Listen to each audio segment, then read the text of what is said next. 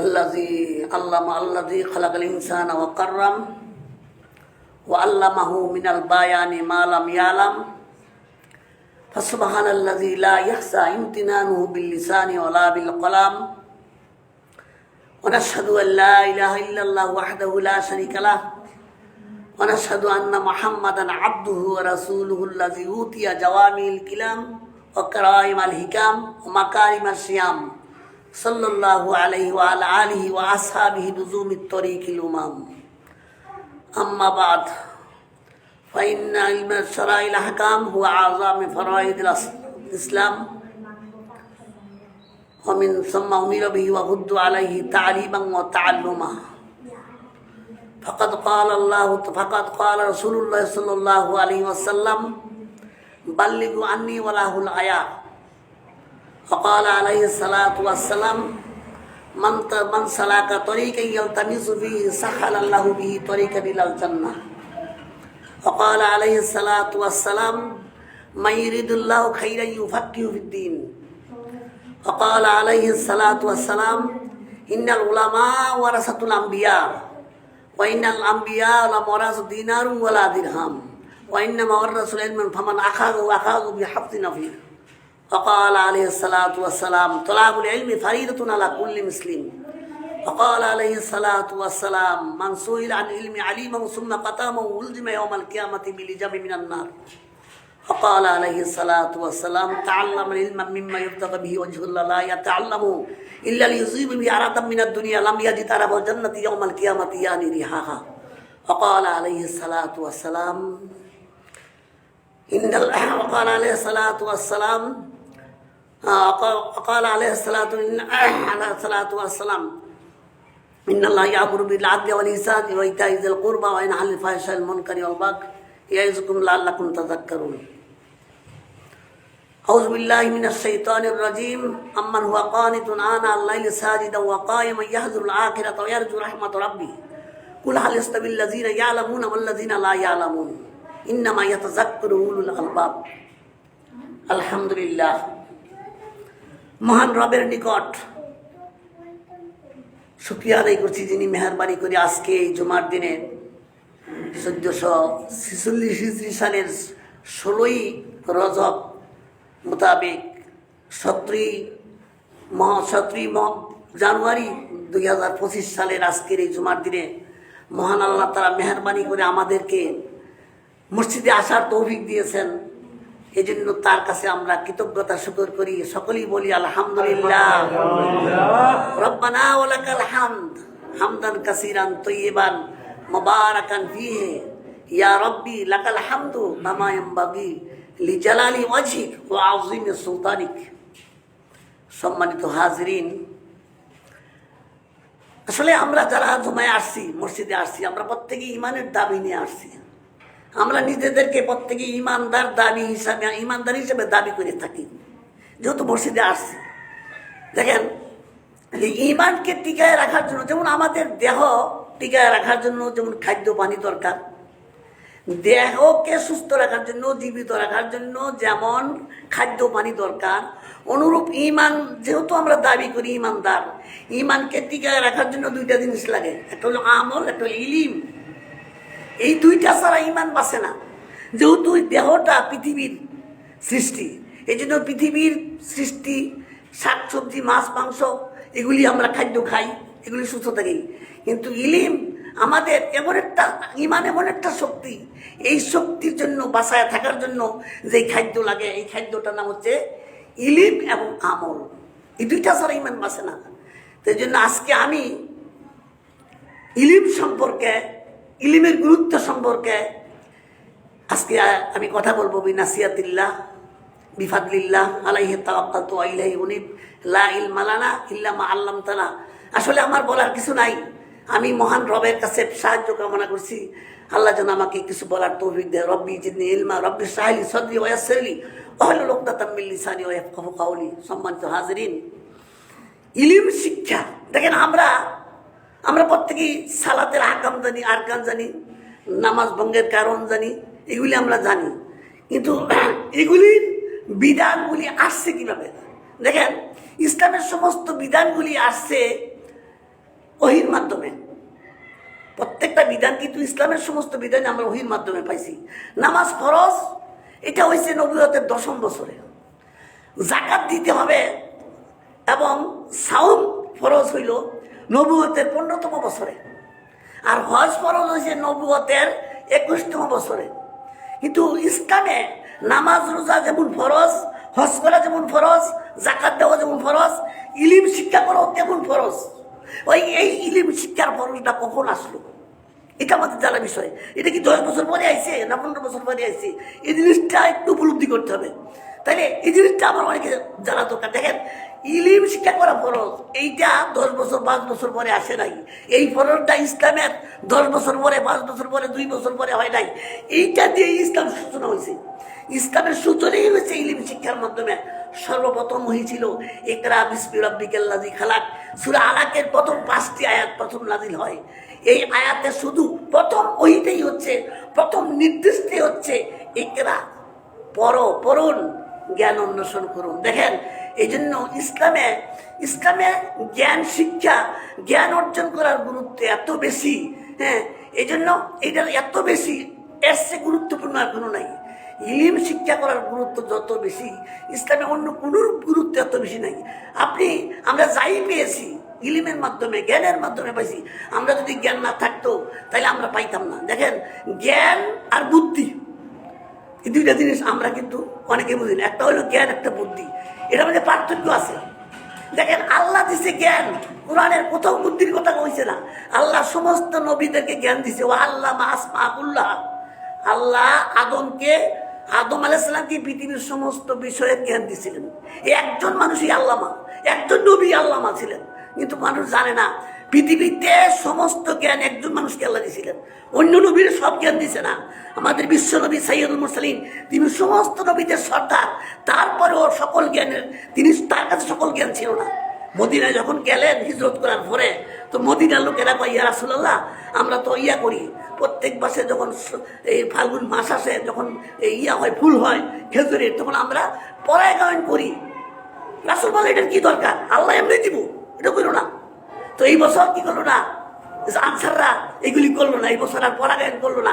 দেখা গেছে এই বছর ফসল অর্ধেক কমে গেছে। তো রাসূলের কাছে বললো, ইয়া রাসূলুল্লাহ, আমরা তো এবার ফসল অর্ধেক কমে গেল। তখন রাসূল বললো, দেখো, দিনের ব্যাপারে আমি যা বলি তা তোমরা নিবা, দুনিয়ার ব্যাপারে তোমরা যা বলো তাই করো। তো এই জন্য বিশ্ব নবীকে আল্লাহ সকল জ্ঞান দিছিল না, আল্লাহ সকল বিষয়ে জ্ঞান দিয়েছিল একজনকেই, তিনি হচ্ছেন আদম আলাইহিস সালাম। পৃথিবীর জাগতিক যা জ্ঞান লাগে সমস্ত জ্ঞানের উৎস ছিল আদম আলাইহিস সালামের কাছে। ও আল্লামা, তাকে দেওয়া হয়েছে কুল্লাহা মানে সকল, কোনো বিষয়ের জ্ঞান বাদ নাই। দুনিয়াতে যত সায়েন্টিফিক বলেন, যত দার্শনিক বিজ্ঞানী বলেন, আজকে আদম আলাইহিস সালাম এসে সবাই। এই জন্য আদম আলাইহিস সালামকে আল্লাহ সব বিষয়ে জ্ঞান দিয়েছিলেন, কিন্তু আর যত নবী কেউ দেন নাই, কাউকে দেন নাই। এই জন্য জ্ঞান দুই রকমের, একটা হলো ধর্মীয় জ্ঞান, আরটা হলো পার্থিব জ্ঞান। আর জ্ঞানের উৎস দুইটা, একটা হচ্ছে ওহীভিত্তিক জ্ঞান, একটা হচ্ছে মস্তিষ্ক প্রসিত জ্ঞান। দেখেন, আদম আলাইহিস সালামকে আল্লাহ জ্ঞান দিছিল, আর শয়তানের আসছিল বুদ্ধি। এই জন্য সমস্যাটা দেখেন, যখন আদম আলাইহিস সালাম আল্লাহর নির্দেশ অমান্য করলো, তখন দেখেন আদম কি করলো, তখন আল্লাহ আদম আস্তাগফির করে আল্লাহর কাছে ক্ষমা চাইলো।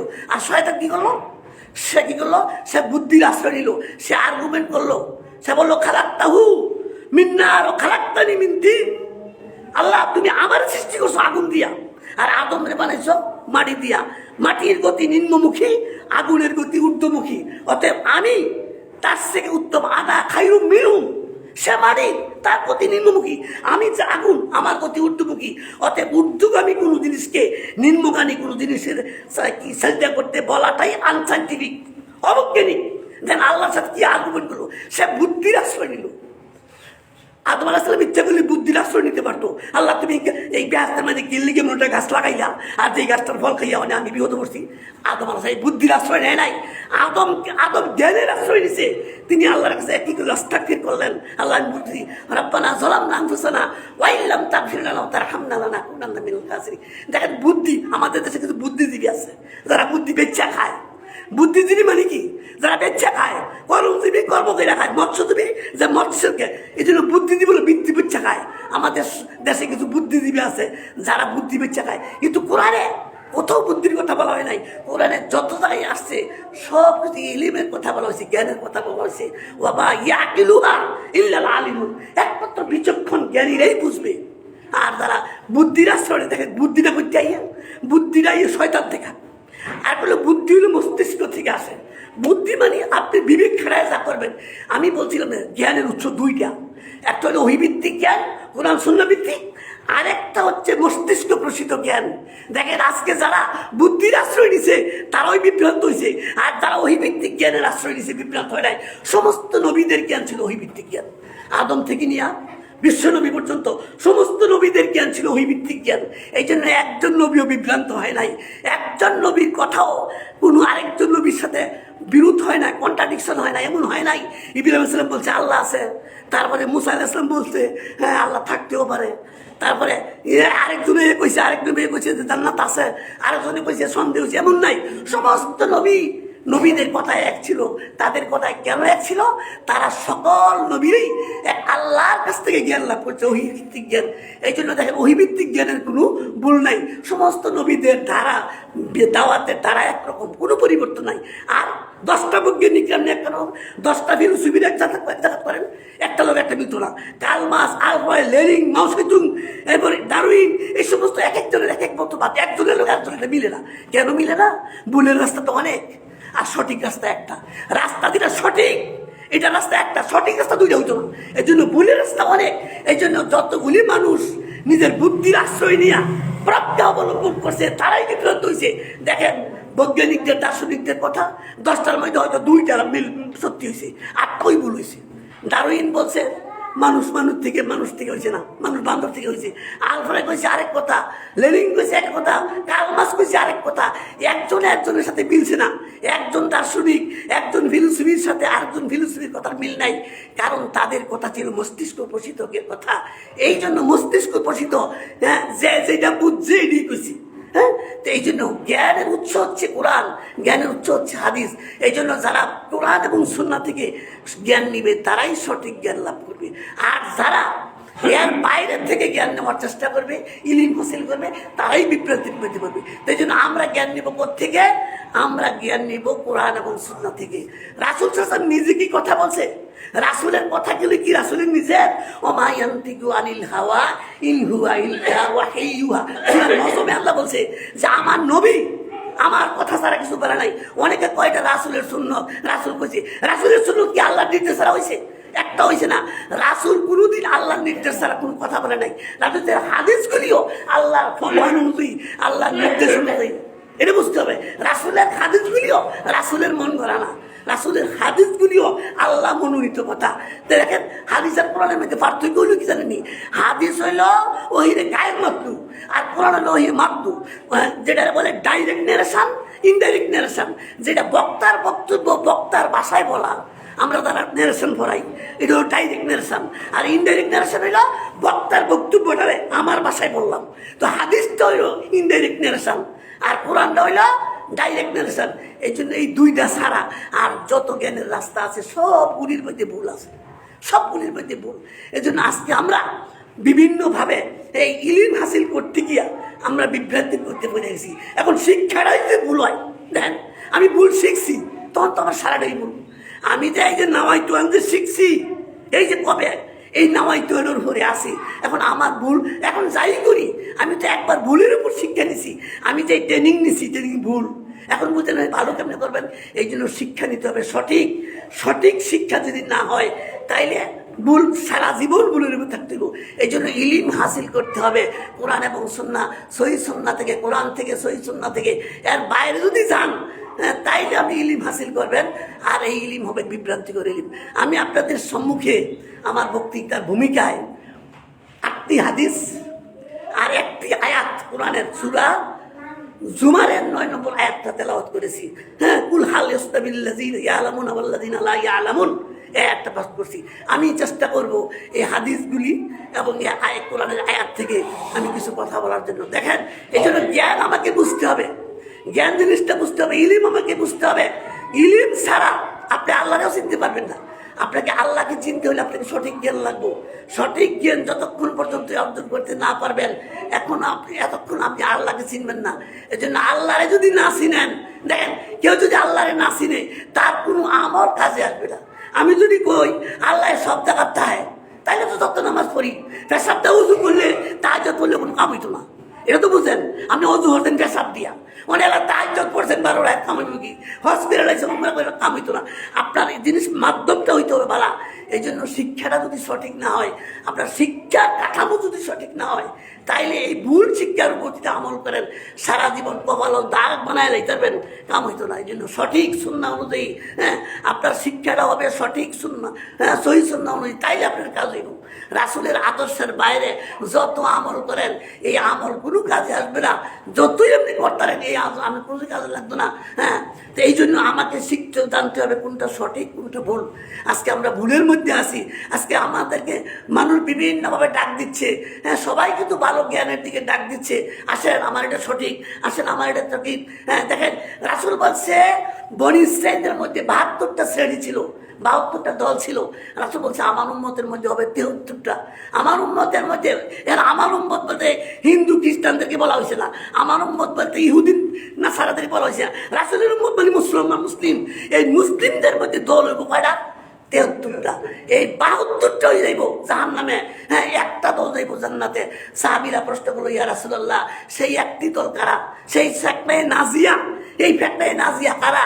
রাসূল বললেন মা আনা আলাইহি ওয়া আসহাবি, সেই দলটা হচ্ছে আমি এবং আমার সাহাবীদের যারা সাথে আমল যাদের মিলবে সেটা হচ্ছে এই দল। এই জন্য এখন দেখেন আমরা যতই আমল করি, অনেক পড়ছেন মাগরিবের পরে 6 রাকাত আওয়াবিন ধরে রয়েছেন, লাভ হয়েছে কি? কোনো হাদিস নাই, এই আমলের কোনো হাদিস নাই। মান আমিলান লাইসা আলাইহি আমরুনা ফাহুয়া রাদ্দুন। যেই আমলের পিছনে রাসূলের সিল নাই, রাসূলের মনোনয়ন নাই, রাসূলের স্বীকৃতি নাই, জব্দ করতে পারেন হাবাম মানসুরা, ধুলি কোনার তো উড়ে দেবো। এই জন্য আপনাকে শিখতে হবে, জানতে হবে, ইলম শিখতে হবে। রাসূল সাল্লাল্লাহু আলাইহি ওয়াসাল্লাম নবুয়তের 13 বছর পর্যন্ত শুধু শিক্ষা দিয়েছেন। নবুয়তের মাক্কি জীবনে শুধু শিক্ষা ছিল, মাক্কি জীবনে প্রয়োগ ছিল না। মাক্কি জীবনে জামাত নামাজ পড়তে পারে নাই, যদিও নামাজ মাক্কি জীবনের শেষে ফরজ হয়েছে, কিন্তু জামাত কায়েম হয় নাই। জামাত কায়েম হয়েছিল মদিনায় গিয়া। তাই জন্য দেখেন ইসলামে আগেরও শিক্ষা। রাসূল ইসলাম 9 থেকে 13 বছর সাহাবীদেরকে তা ঈমান, আকীদা, তাওহীদ এগুলি শিক্ষা দিয়েছেন। শিক্ষা দেওয়ার পরে তারপরে তার উপর প্রয়োগ করা হয়েছে। এই জন্য আমি যদি সঠিক ড্রাইভিং না জানি, নতুন একটা হুন্ডারে কিনে দিয়েছেন 2.5 লাখ টাকা, কিন্তু আমি ড্রাইভিং জানি না। এখন দেখ অবস্থা কি হইব, এই গাড়ির অবস্থা কি হইব আর আমার অবস্থা কি হইব, দুটোই শেষ হইব। আমার আত্মা ভেঙে শেষ, গাড়িও গুঁড়ো হইব। অতএব ড্রাইভিং শিখতে হবে। এই জন্য ইসলামকে শিখতে হবে। ইসলামের আরেক অর্থ হলো শিক্ষা। ইসলামের আরেক কথা, এই জন্য আব্দুল রাজ্জাক বিন ইউসুফ যে কয়, দেখেন খেয়াল করে শুনলেন, যে আমি যদি প্রিন্সিপাল রে, যেই প্রিন্সিপাল তার সামনে মেয়ে নাচাইছে, আমি যদি এই প্রিন্সিপালটা মূর্খ প্রমাণ না করতে পারি জাতির সামনে বক্তৃতা করা, তার যুক্তি একটা হই, যে দিন মানে না হ্যাঁ মূর্খ, যার মধ্যে ইসলাম নেই হ্যাঁ মূর্খ, যুক্তি একটা হই। যে দিন জানে না, যে দিন জানে না হলো মূর্খ। এর লেগে তিনি কয় কথাটা বারবারে, যে আমি জাতির সামনে বক্তৃতা দিব না যদি এই হেডমাস্টারে আমি মূর্খ প্রমাণ করতে না পারি। তাই জন্য আসলে যার মধ্যে দিন নাই, যার মধ্যে কি নাই ইলিম নাই, তার মধ্যে কি নাই দিন নাই। এই জন্য ইলিম শিখতে হবে। ইলিম শিখা ফরজ। তলাবুল ইলমে ফারিদাতুন আলা কুল্লি মুসলিম, সমস্ত মুসলমানের জন্য ইলিম শিক্ষা করা ফরজ। তবে একটা মুফতি হইতে হইব, আপনার একটা দাউর হাদিসের সার্টিফিকেট আনতে ইফতা না, এরকম না। আপনাকে যতটুকু হইলে, ইমাম তাইমিয়া রহমতুল্লাহ বলেন, আপনাকে এতটুকু জ্ঞান হাসিল করতে হবে কোরআনের অন্তত আপনি তো ভাবার্থটা বুঝেন। আজকে দেখেন আমাদের মধ্যে কোরআন বুঝে সূরা ফাতিহা গেলে অনেকে পারতো না, ফাতিহার অর্থ অনেকে পারতো না, এবং ফাতিহাটা শুদ্ধ করে পড়বো এমন নাই। আমরা 6 জুমায়, বিগত 6 জুমা আমরা ফাতিহার উপর আলোচনা করেছিলাম। দেখেন এই ফাতিহা গেলে বোঝাতো না, অথচ নিয়ম হচ্ছে আপনাকে বুঝতে হবে। তাই নিয়ে বলে যে একজন মানুষ কোরআনের ভাবার্থ বুঝতে হবে। এই জন্য দেখেন সাহাবীরা, দেখেন আরব দেশের যে সমস্ত দেশগুলিতে ইসলাম গেছে, তারা কিন্তু ভাষা সহ, এই যে স্পেনে বলেন, তারপরে ওই যে ইয়াতে বলেন, সব দেশে তো ইসলাম আরব ছিল, আরবি ভাষা ছিল না। যেখানে আরবি ইসলাম প্রচার হয়েছে ওইখানে তারা ইসলাম আরবি ভাষা শুদ্ধ গেছে। আপনি দেখেন ইটালিতে দেখেন, তারপরে স্পেনে দেখেন, এই সমস্ত দেখেন যে সমস্ত দেশে ইসলাম গেছে, তারা ওই ইসলামকে টিকায় রাখার জন্য এই মাতৃভাষা আরবি বানায় গেছে। যেন আমরা আজকে কোরআন বুঝি না, কোরআন না বুঝার কারণে আমাদের মধ্যে তাসির হয় না। এই জন্য বুঝতে হবে, ইলম শিখতে হবে। ফালাম আন্নাল্লাহ ইলাহা ইল্লাল্লাহ, আপনি হুদা কালেমা পড়ছেন, লা ইলাহা বুঝছেন না। এটা হইলো ওই তোতা ফাঁকির মতন। একবার একটা গল্প শুনছিলাম, একবার একটা তোতা ফাঁকি পালতো, ওই ময়না ফাঁকি পালতো। তো এটা কেমনে কেমনে জানি একদিন খাঁচাতে বার হয়ে গেছে। তো বার হয়ে গিয়া ওই বানের মধ্যে একবার মানে এক গাছের মধ্যে গিয়ে বইছে। তো বইছে পরে তোর সব পাখিরা মিললে কইতে আছে, গিরে এটা করতে আসছে, এটা তোর সাইজ কর, নতুন আমদানি। তো এইটা তোর মাছ শুরু করছে। তো এইটা তো আর কিছু বুঝে না। হ্যাঁ মালিকে যেই বাসাটা শিয়াইছি এইটাই জানে। হ্যাঁ পাখির কোনো বাসা জানে না। হ্যাঁ কই লাইন করুন, এক এক করে আসুন। হ্যাঁ শিয়াইছিল, কারণ এই পাখিটা ছিল এক ডিলারের। তো প্রত্যেকই ডিলার প্রত্যেকদিন তার ওই গেটের সামনে রাখতো। যখন লোকেরা ভিড় হয়ে গেছে তখন পাখি বলতো লাইন করুন, এক এক করে আসুন। তো তার এইটুকুই শিয়া দিতে অনেকজন মাইক শুরু করছে। পাখিরা তখন কয় লাইনে দাঁড়ান, লাইন করুন, এক এক করে আসুন। হ্যাঁ যদি অর্থ বুঝতো তো কইলে হইলে লাইনে দাঁড়ায় একজন করে মারেন, এমনি তো তার জীবন শেষ। আর সবাই যদি লাইন দিয়ে দাঁড়ায় একজন করে মারে তো তার জীবন বাঁচবো। তো ঘটনা হয়েছে আজকে ওই তুতা পাখির মতো আমাদের অবস্থায় বলেছে। আমরা তো কি পড়ছি কিচ্ছু বুঝি না। দোয়া কুনুতের মধ্যে যে ওয়াদাটা করছি আমরা দোয়া কুনুতের মধ্যে যে ওয়াদাটা করি, যদি অর্থ বুঝতাম। হ্যাঁ অনাদ্রকু মাইয়া সুরুগা, আল্লাহ যারা তোমার সাথে সিরিকি করে, গুবুরি করে, তাদের সাথে আমি নাই। এই ওয়াদাটা কইরা মসজিদে বাড়িও কি হই, আমি তার সাথে বন্ধুত্ব করি, তার সাথে চলি, তার সাথে ব্যবহার করি। অথচ নামাজের মধ্যে ওয়াদা কইরাইছি, আল্লাহ যারা তোমার সাথে নাশুকরিয়া করে, যারা তোমার সাথে কুফুরি করে, আল্লাহ আমি মাইজাব স্বরূপ আমি তাদেরকে ত্যাগ করলাম। নামাজের মধ্যে কইলাম, কিন্তু তাহলে সত্যাসি। দেখেন আসলে অর্থ বুঝি না। এই অর্থ না বোঝার কারণে আজকে আমাদের শিক্ষা, ইসলামের শিক্ষা না থাকার কারণে দেখেন নামাজের আপনার রাসূল বলছে এমন একটা সময় মসজিদ পড়া মুসল্লি থাকবো, কিন্তু মুসল্লি ইমাম সহ একজনেরও ইমাম থাকতো না, ইমাম সাহেবেরও না, মুসল্লি করো না, মসজিদ পড়া মুসল্লি। ওই যুগটা এখন আইসে গেছে। এই জন্য কিয়ামতের আগে, কিয়ামতের সব বড় লক্ষণগুলির মধ্যে একটা লক্ষণ হলো ইলিম উঠে দেবো। ইলিম দেখেন আস্তে আস্তে ইলিম। এখন আগেকার দিনে দেখেন মুসলিমরা যে ইমান, যে ইসলাম চর্চা করছে, আপনারা জানেন ক্রুশের যুদ্ধের সময় এই ক্রুশ বাহিনীরা যে এই মুসলিম দেশগুলি দখল কইরা যে সমস্ত কিতাবগুলি দিল, এই সমস্ত কিতাবগুলি তারা অনুবাদ কইরা, এই যে ইবনে সিনার কারণ ভিত্তিক এই সমস্ত বড় বড় গ্রন্থগুলি এই সময় তারা এগুলি নিয়ে এখন তারা জ্ঞান বিজ্ঞান দিয়া তারা চর্চা করছে। আর আমরা আছি কেমনে? আমরা আছি কি? আমরা আছি খেলা লইয়া। দেখেন তখন কি বুদ্ধি দেন, আমরা খেলা দিছে, খেলায় জয় হয়েছি, কিন্তু তারা আসছে। আসলে কি আমরা জয় হয়েছি? আমরা আসছি। যারা খেলা আমার দিয়ে আইছে খেলা চাইছে আমরা ধ্বংস হয়ে যাই, খেলার মধ্যে সময় দেওয়া অর্থনৈতিকভাবে আমরা পঙ্গু হয়ে যাই। দেখেন পৃথিবীর উন্নত দেশগুলি দেখেন, আজকে চীন দেশ থেকে কেন আমাদেরকে ইঞ্জিনিয়ার আনতে হয়? চীন দেশ থেকে ইঞ্জিনিয়ার আন না, এখন মজুরি করি আমরা। আর আমাদের দেশে একটা মাত্র আছে শিল্প, গার্মেন্ট শিল্পটা ভাবো কেন? আমাদের শ্রমিক বস্তা কম টাকায় আমরা তখন বানাইতে পারি, এর লাগে বিদেশি দাঁড়ি। কিন্তু আমগর সাথে কেউ কম দিতে তো তাই দেশেরটা চললো হলে আমগরটা চলে গেলে এই দেশের শ্রমিকের দাম কম। আরে শ্রমিক বানাও, আমগো দেশে শ্রমিক বানাইছো, আমগো শ্রমিকটা বানিয়ে লেখাপড়া শিখাও, তাদেরকে ইঞ্জিনিয়ার বানাও, বড় বানাও। আজকে যারা খেলা দিছে এরা চায় এরা খেলা থাকিয়া খালি খেলো, খেললে জয় হোক। আর আমরা লেখাপড়া করে জ্ঞান বিজ্ঞানের উন্নত কিনা আমরা তা করে গোলাম বানায় রাখবো। ঘটনাটা তাই হয়েছে, শিক্ষার অভাবে, শিক্ষা না থাকার কারণে আজকে আমরা পৃথিবীর সমস্ত মানুষের কাছে সবচেয়ে নির্যাতিত, নিষ্পেষিত, অবহেলিত আজকে আমরা মুসলিম জাতি বিশেষ করে। কিন্তু মুসলিমদের অবস্থা এমন ছিল না। ইসলামের স্বর্ণযুগে মুসলিমরাই ছিল একমাত্র কি সবচেয়ে বেশি শিক্ষানুরাগী। আজকে মুসলিমদের মধ্যে শিক্ষার চর্চা না থাকার কারণে আজকে পৃথিবীতে মুসলিমরা মার খাচ্ছে। মুসলিমরা পৃথিবীতে মার খাওয়ার জন্য আসছিল না। মুসলিমরা হচ্ছে সেরা জাতি, অথচ আজকে আমরা মুসলিমরা সকলের কাছে নিন্দিত, সকলের কাছে অবহিত। কিন্তু আমরা না বোঝার কারণে শিক্ষা আমাদের থেকে উঠে গেছে। এই জন্য শিক্ষার কারণে ইলমে দ্বীনও উঠে গেছে, আর পাঠ্যিক শিক্ষা আমাদের মধ্যে নাই। এই শিক্ষা না থাকার কারণে আজকে আমরা সবচেয়ে বেশি পৃথিবীর মধ্যে সবচেয়ে নির্যাতিত জাতি হচ্ছে মুসলিম জাতি আমরা। এই জন্য দেখেন, এই জন্য শিক্ষা গ্রহণ করতে ইসলাম শিক্ষার বিকল্প নাই। দেখেন কি আছে, একটা হাদিসে আসছে একজন ব্যক্তি যদি একটা আয়াত শিখে, একটা আয়াত, তাহলে সারা রাত নফল ইবাদত করলে যেই সওয়াব হইব একটা আয়াত পড়লেই সওয়াব হইব। একটা হাদিসে আছে যে খায়রুল আলিমি আলা আবিদি কাফাজলি আলা আদলাম। একজন আলেম একজন আবেদের উপর এত বেশি যেমন তোমাদের কাছে আমার মর্যাদা বেশি। রাসূল বলছে সাহাবীদেরকে, তোমাদের মাঝে আমি মুহাম্মদ সাল্লাল্লাহু আলাইহি ওয়াসাল্লামের মর্যাদা বেশি, একজন আলেমের মর্যাদা একজন সাধারণ লোকের কাছে বেশি। অন্য আরেকটা হাদিসে আসছে, আকাশের সমস্ত তারকাপুঞ্জের মধ্যে চন্দ্রের যেই মর্যাদা, দুনিয়ার সমস্ত মানুষের মধ্যে আলেমদের মর্যাদা এরকম বেশি। এই জন্য আলেম তৈরি করতে হবে, আলেম নিজে আলেম শিক্ষা করতে হবে, না পারলে কি করতে দিব, নিজের ছেলে মেয়েদের শিক্ষা দিতে হবে। দেখেন আজকে আমরা না শিক্ষার কারণে, আমরা এলেম শিক্ষা না দেওয়ার কারণে কি সমস্যাটা হচ্ছে দেন, আজকে সঠিক জ্ঞান না থাকার কারণে, ধর্মীয় শিক্ষা না থাকার কারণে আজকে আমাদের কি বিপর্যয় হয়েছে দেখেন। এই সমস্ত যারা BA pass M A pass কইরা দেখেন না কত লোক, আজকে আমরা দেখি অনেক শিক্ষিত লোকের বাপ মা কোথায় আছে, বৃদ্ধাশ্রম আছে। কেন আছে? তাদের মূল শিক্ষা ইসলামী শিক্ষা না থাকার কারণে। আজকে যদি ইসলামী শিক্ষা থাকতো তাহলে এরকম হইতো না। এই জন্য আজকে ইসলামী জ্ঞান না থাকার কারণে আজকে তাদের পিতামাতারা কি করে, বৃদ্ধাশ্রমে থাকে। শুধু তাই না, দুনিয়াতে বৃদ্ধাশ্রমে থাকলে শেষ হয়ে যাবো তা না জাল হুমা এই সন্তানকে আমাদের বলবো, আল্লাহ আমাদের এই পিতামাতাদের কেন যারা আমাদেরকে গুমরা করছে, দিন শিক্ষা দেয় নাই, তাদেরকে আজকে না জাল হুমা, আমি আজকে কি করবো, পদার্থ কি তাদেরকে পদপিষ্ট করবো, হ্যাঁ তাদেরকে তাদের বইয়ের মধ্যে মারা দিয়া জাহান্নামে যাবো অভিযোগ করবে এই সমস্ত ব্যক্তিরা, সে সন্তানেরা। এই জন্য দেখেন নিজে এলেম শিখেন, অপরকে শিখান। এখন বলতে পারেন আমি কি শিক্ষক, আমি কি শিক্ষা দিতাম? হ্যাঁ আমিও শিক্ষক। কুল্লুকুম রাইল কুল্লুকুম মাসুইল, প্রত্যেকেই দায়িত্বশীল।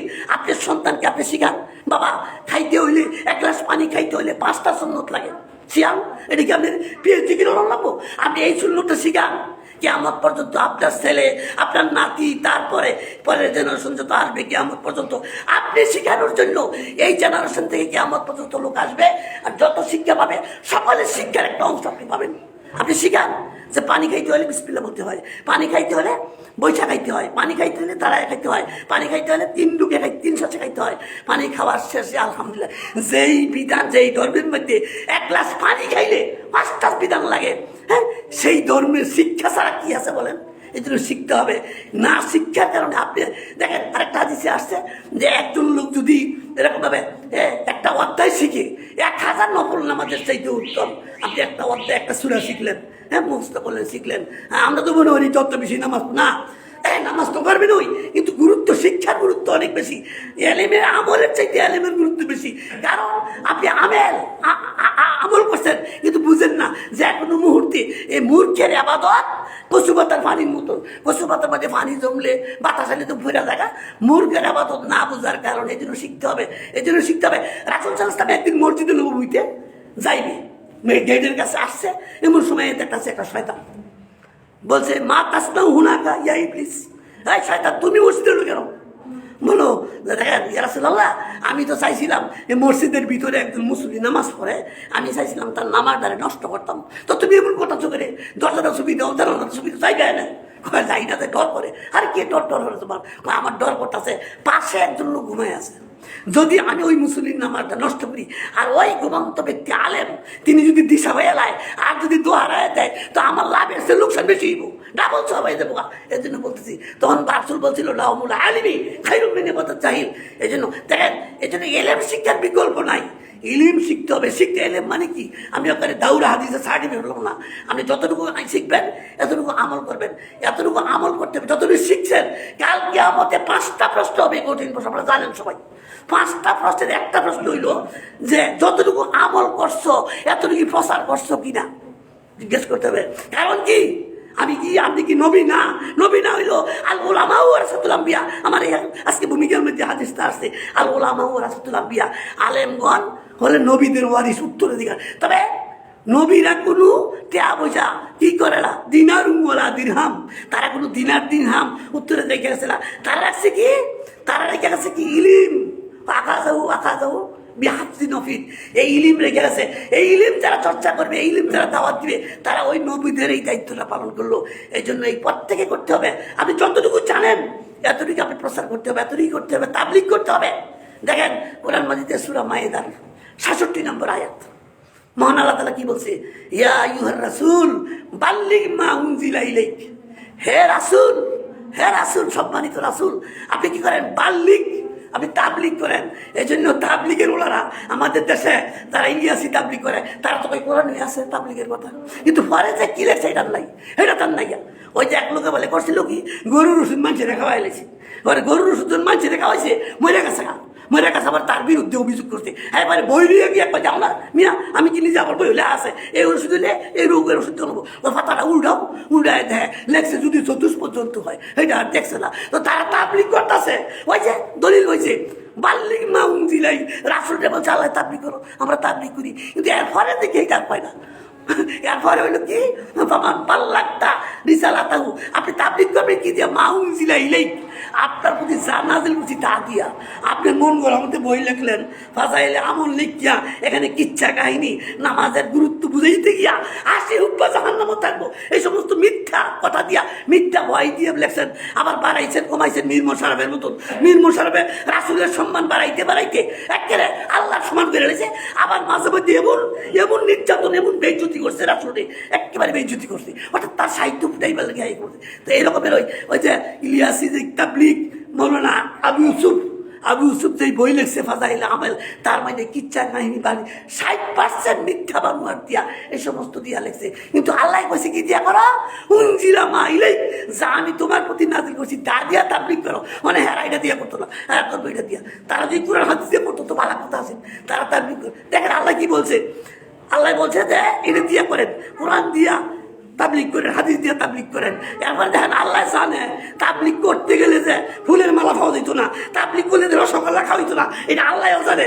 সমস্ত নবী এই ইয়া হাসরাতান আলাল ইবাদি মা ইয়াতিহিম মির রাসূল, পৃথিবীর যত নবী আছে সব নবীরা দাওয়াত দিয়া নির্যাতিত হয়েছে, জাকারিয়া আলাইহিস সালামকে করাত দিয়া মারছে, বিভিন্ন নবীদের অত্যাচার করছে, এরকম। তো আল্লাহ জানে রাসূল যদি তাবলিগ করে বিপদ আইব, আল্লাহু ইয়াসিমুকা মিনান নাস, আপনার যদি বিপদ আইব এটার জন্য আমি আপনাকে রক্ষা করবো। আল্লাহ জানে যে তাবলিগ করতে গেলে ওই ইহুদিরা এই যে বিরস্পিরা আবু জাহেলরা উদ্বারা সাইবারা এই সমস্ত শকুনের আছে আক্রমণ করবো রাসূলের উপর। আল্লাহ জানে এই জন্য বলছে ওমা ইয়াসিমুকা মিনান নাস, আমি আপনাকে মানুষের অত্যাচার থেকে রক্ষা করবো। ইন্নাল্লাহ লা ইয়াহদিল কাওমাল কাফিরিন, তবে আল্লাহ কাফেরদেরকে সাহায্য করে না। কিন্তু আজকে আমরা না বুঝার কারণে তাবলিগ করা ফরজ মানতে হবে, কিন্তু কি পদ্ধতিতে করবেন ওইটা জানি না। তাবলিগ করি ঠিক হই, কিন্তু ওইটা পদ্ধতি সঠিক না হওয়ার কারণে এই তাবলিগ দিয়ে জাহান্নামে যাবেন। নামাজ যদি আপনি না জানিয়ে পড়েন, আমি যে সময় হারামুক্ত নামাজ পড়ে আপনার জন্য, রোজা যদি আপনি না জানিয়ে থাকেন, ঈদের দিন রোজা রেখেছেন, তো এই রোজা ঈদের জাহান্নামে নিব। তো এই জন্য আপনি আবাদত করবেন, জানতে হবে সঠিকভাবে। আপনার নামাজ আপনাকে কি করবে, জান্নাতেও নিবে জাহান্নামে নিবে। এই জন্য আপনাকে জানতে হবে আপনার আমল। এই যে আজকে মানুষ কত আমল, কত কিছু আমল আর আমল, খালি আমল, আকিদার কথা নাই, আকিদার কথা নাই। আপনি গিয়ে দেখবেন বই স্টলের মধ্যে দেখবেন খালি আমলের বই, খালি আমলের বই, কিন্তু আকিদার বই নষ্ট হইতেন না, বুঝছেন? আকিদার বই মানুষ পড়েও না। হ্যাঁ, এই জন্য ইসলাম শিখতে হবে। আর শিক্ষাটা এত কঠিন, আমি যদি বলি ভাই এর আসেন, আসরের পরে হালাকা হবে, আপনি একটু আসেন, একটু সুরা ফাতিহাটা ঠিক করি, একজন আইতেন না। যদি কই কালকে একটা মানববন্ধ রইব, শয়ে মানুষ যাইবেন গা, একটা মিছিল হইব, মানববন্ধ রইব, হ্যাঁ যাইতেন, সমস্যা নাই। কিন্তু যদি বলি আসরের পরে একটু হালকা হালাকা হইব, একটু বসেন শিখি, এটা তো এই জন্য আল্লাহ জানে সঠিক দিন শিখা কঠিন, এই জন্য মানুষ ওই কঠিন। এই জন্য শিখতে হবে, না শিখলে আপনি যদি না শিখেন তাহলে সঠিক দিন পাইতেন না। এই জন্য শিখতে হবে। এই জন্য শিক্ষার গুরুত্ব অপরিসীম, ইসলামের শিক্ষার গুরুত্ব সবচেয়ে বেশি। দেখেন আজকে যে যতটুকুই করছে সবকিছু শিক্ষা দিয়া, দেখেন আজকে মানুষ কি করছে, মঙ্গল হয়ে গেছে, মঙ্গল হয়ে গেছে কি দিয়া, জ্ঞান দিয়া, অন্য কোনো শক্তি দিয়া না, এই জ্ঞানের শক্তি, ইলিম দিয়া, শক্তি দিয়া। এই জন্য ইলিম চর্চা করতে হবে, বেশি বেশি ইলিম চর্চা শিখতে হবে। এই শিক্ষার কোনো বিকল্প নাই। আজকে না শিক্ষার কারণে আমাদের আজকে যত ঝামেলা হইতেছে আমলের মধ্যে, ইমানের মধ্যে, সব কিছু দেখেন ইমানের ভঙ্গের কারণ আমরা জানিও না। ইমান ভঙ্গের 10টা কারণের একটা কারণ হইল ইসলাম থেকে বিমুখ হওয়া, মানে কোরআন হাদিস না শিক্ষা করা, এটাও আছে। আপনি কোরআন হাদিস শিখলেন না, এটাও আছে ইমান ভঙ্গের কারণের মধ্যে। অতএব শিখতে হবে। দেখেন একটা দাও বানায় আছেন 3000 টাকা দাম, একেবারে ফাগাল দিয়া ভালো দাও, একেবারে কুপটা, এটা 6 মাস মাটি ফেলায় ধুয়ে নেন, দেখবেন গর্ত হইলো কাটতো না, এটা রেডি দাঁড় দিতেইব। এই যে ইমান আনছেন, অনেকে কয় কেউ আল্লাহ এতে কইছে ইমান আনতো, তো আমরা মুসলমান আমরা ইমান আনার কথা কই গেলে আমরা মুমিন ইমান তো করবো কাফেররে করবো। দেখো তুমি যে ইমান আনছো এই তোমার ইমানকে নবায়ন করতে হবে, প্রত্যেকদিন দান দিতে হবে। দাও যদি দান না দেন দেখবেন বোধ হয়ে যাবো, জঙ্কার করবো, মরিচে করবো। এর জন্য যত বেশি ইলমের চর্চা করবেন এত আপনি ইমান। এই জন্য তো আল্লাহ সূরা আসরে কি বলছে, ওয়াতাওয়াসাউ বিল হাক্কি ওয়াতাওয়াসাউ বিস সাবর, সত্যের এবং ধৈর্যের উপদেশ দাও। আর সত্যের আর ধৈর্যের উপদেশ দিলে এই শিক্ষিত কি নিজের উপর করবো। আপনি একজনের উপদেশ দিবেন, হ্যাঁ উপদেশ মানুক আর না মানুক এটার উপর তাসির করবে আপনার উপরে। এই জন্য চর্চা করতে হবে, শিখতে হবে আর শিখাইতে হবে। একটা হলো শিখবেন, একটা শিখাইবেন। এই শিখা আর শিখন এটা কোর্স করতে হবে। এই শিক্ষণ আর শিখান এই দুইটা কাজ চিরদিন অব্যাহত থাকবে। এটা হলো মুমিনের বৈশিষ্ট্য। আজকে আমরা এর থেকে যদি বিরত থাকি ইসলাম থাকবে না। এই জন্য আপনাকে নিজে শিখবেন এবং শিখাইতে হবে। এই আমলের মধ্যে দেখেন আমরা যে হাদিসগুলি বিয়া করছিলাম সবগুলি হাদিস তো যেমন দেখেন, মান সালাকা তরিকান ইয়ালতামিসু, আমার ভূমিকাতে যে হাদিসগুলি আনছিলাম একটা হাদিস বলি, মান সালাকা তরিকান ইয়ালতামিসু বিহি সাহালাল্লাহু বিহি তরিকান ইলাল জান্নাহ। যে ব্যক্তি ইলমে দ্বীন শিখতে যায় আল্লাহ তার জান্নাতের পথকে সহজ করে দিবে। দেখেন এক সাহাবী মদিনা থেকে, সুদূর মদিনা থেকে দামেস্কে গেছিল। আবু দারদা রাদিয়াল্লাহু তাআলা তার কাছে একটা হাদিস আছে, ওই হাদিসটার সনদ তিনিই জানেন। এক সাহাবী ওইখানে গেল, কত 1200 কিলোমিটার, আর সেই যুগে বিমান ছিল না, তারপরে কি কয় বাস ট্রেন ছিল না, পায়ে হাইটা অথবা উটের উপর কইরা এই 1200 মাইলের পথ তিনি সুদূর গেলেন। দামেস্কের মসজিদে গিয়া যখন বসলেন, আবু দারদা রাদিয়াল্লাহু তাআলা শোনার পরে বললেন, ভাই সাহেব আপনি কি মদিনা থেকে শুধু হাদিসটার জন্য আসছেন নাকি আরো কোনো ব্যবসা বাণিজ্য অন্য কোনো লগে আসেন? বললো, আল্লাহর কসম আমি শুধু এই হাদিসটার জন্য আসছি। তাহলে এবার আবু দারদা বলে, শোনো তাহলে তুমি এই হাদিসটা শোনার আগে শোনো, এই হাদিসটা শোনাইছি, তুমি যে হাদিসটা শোনবা এটা পরে শোনো, এই হাদিসটা আগে শোনো। মান সালাকা তরিকান ইয়ালতামিসু বিহি সাহালাল্লাহু বিহি তরিকান ইলাল জান্নাহ। যে দ্বীনের পথ শিক্ষার জন্য সে কি করে, দ্বীনের পথে আগায়া যায়, আল্লাহ তার জান্নাতের পথ সহজ করে দেয়। এই হাদিসটার ব্যাখ্যায় এসছে। আজকে যারা জুমার নামাজ পড়তে আইছেন এই হাদিসের ব্যাখ্যাটা বুঝাচ্ছি এই বর্তমান আজকে যারা আজকে যারা 2 মাইল দূরত্বে আইছেন কিয়ামতের দিন আমাদের রাস্তা 2 মাইল কমে যাবো। যারা 5 মাইল দূরত্বে আইছেন 5 মাইল কমে যাবো। আজকে আমরা নিয়ত করছি আমরা সেই মান্দি যাবো, পারতো না। এখন এই যে কিলিকি যাবো, ইলিম শিক্ষার জন্য যাবো, এই নিয়তে যাবো। আল্লাহ বলে যারা এই নিয়তে যাইব তার এই যে রাস্তাটুকু কিয়ামতের দিন জান্নাত থেকে কমে যাবো, এতটুকু কমে যাবো। এভাবে যদি আমরা করতে থাকি এমন দেখা যাবে জান্নাতের একদম কাছে চলে যাবো। এই জন্য এই হাদিসটার ব্যাখ্যা হচ্ছে মানসালা, যে হাদিসটা হচ্ছে যে দিনের জন্য ইলিম শিক্ষার জন্য পথ চলবে আল্লাহ তার জান্নাতকে সহজ করে দিবে। এই জন্য আমাকে শিখতে হবে, সবসময় শিখার মনে রাখতে হবে উদ্দেশ্য রাখতে হবে। আমি শিখবো শিখাবো, আমি শিখবো এবং শিখাবো, এই দুইটাই হচ্ছে কাজ। মুমিনের কাজ হচ্ছে তা'মুরুনা বিল মারুফ ওয়া তানহাউনা আনিল মুনকার। মুমিনের কাজ হচ্ছে সৎ কাজের আদেশ দিবে, অসৎ কাজ ফিরায় রাখবো। কেমনি ফিরায় রাখবো? মান রাআ মিনকুম মুনকারান, হাদিসটা বলেন, মান রাআ মিনকুম মুনকারান ফালিয়ুগাইয়িরহু, হ্যাঁ বিহি ফালিয়ুগাইয়ির, মানে কি, যখন একটা অন্যায় কাজ দেখবে তখন মুমিন তার সমস্ত শক্তি দিয়া ইয়াদি হাত দিয়া শক্তি দিয়া ফেরাবে। কিন্তু ফাইনলাম ইয়াস্তাতে, যদি তার এরকম ক্ষমতা না থাকে, এন শক্তি দিয়া অন্যায় ফিরাইব এমন শক্তি নাই, ফাইনলাম ইয়াস্তাতে, তখন বলছে তখন কি করবো, ভাবি লিসানিহি, তখন সে ভাষা দিয়া বক্তব্য দিয়া করে দিব, ভাই তুমি এই কাজটা করো না, ভাই অনুরোধ করি এই কাজটা করো না। কিন্তু এইটুক বললেও দান বাঁচত না, এইটুক বললেও বাঁচত না। তখন তো বলবে ফাইনলাম ইয়াস্তাতে ভাবি কালবি বিজালিকা আদআফুল ঈমান। দেখেন তখন সে কি করবো, মনে মনে ঘৃণা করবো যেটা অন্যায়, হ্যাঁ এটা থেকে এইটা হলো ইমানের সর্বনিম্ন শাখা, ইয়াসে নিচে আর কোনো ইমান নাই। তাহলে আপনাকে কি করতে হবে, ক্ষমতা থাকলে আপনাকে বাধা দিতে হবে, সিংহের মতন গর্জে উঠতে হবে। এটা ইমানি দায়িত্ব। এই ইমানি চেতনা যার মধ্যে নাই তার ইমান নাই। দেখেন দুনিয়ার মধ্যে সব কিছু মাপার যন্ত্র আছে, জল মাপে থার্মোমিটার দিয়া, দুধ মাসে ইলেকট্রোমিটার দিয়া, আবহাওয়া মাপে, এরকম মাপার যন্ত্র আছে। ইমান মাপার একটা যন্ত্র আছে। এই ইমান মাপার যন্ত্রটা হইল, যদি অন্যায় দেখলে তার শরীর চলে না, কাঁদে না, একটা অন্যায় করছে তার কান্না আসে না, তখন বুঝতে হবে তার ইমান মরে গেছে, তার ইমান প্যারালাইজ হয়ে গেছে। এই জন্য ইমানকে তরুণতা রাখতে হলে আপনাকে অন্যায়ের বিরুদ্ধে তা'মুরুনা বিল মা'রুফ ওয়া তানহাউনা আনিল মুনকার, আপনার সৎ কাজের আদেশ অসৎ কাজের নির্দেশ, এই কাজটা করতে হবে। আমি সবগুলি হাদিসের অনুপাত আনতে পারলাম না সময়ের সঙ্গে।